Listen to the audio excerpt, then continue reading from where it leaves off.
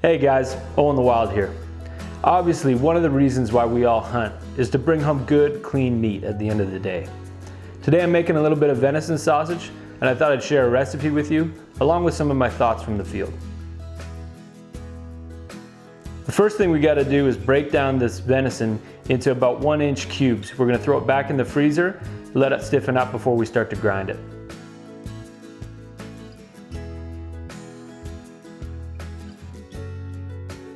One of the best things about venison is how lean it is. But to make a good sausage, you've got to add a little bit of fat. Now, rather than adding straight fat from the belly, I prefer to use a pork roast.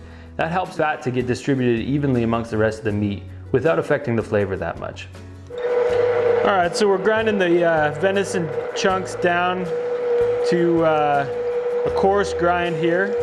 It's critical to make sure that your grinding equipment's cold, obviously, otherwise you risk getting into a tricky situation with bacteria. All right, well, we've ground down the venison and the pork butt here. I'm gonna mix it together. We're gonna throw it back in the freezer for a bit just to make sure that we're managing the temperature right.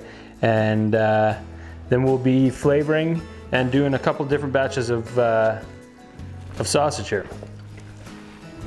You wanna make sure you get a good mix on this. You wanna make sure that fat from the pork is distributed evenly amongst all of the venison.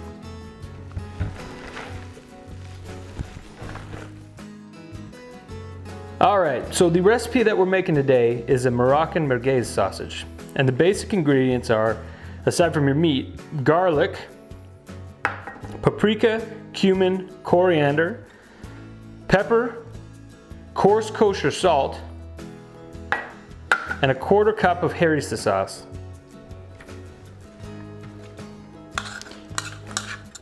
You also add another 1/4 cup of red wine vinegar and a little bit of water.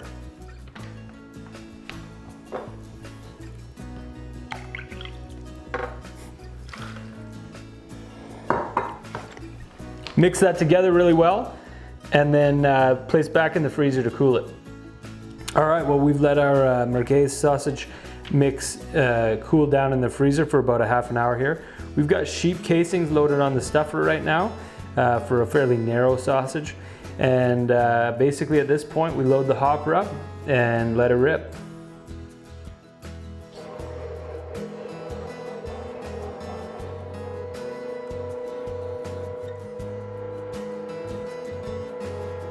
All right, there they are, Moroccan merguez.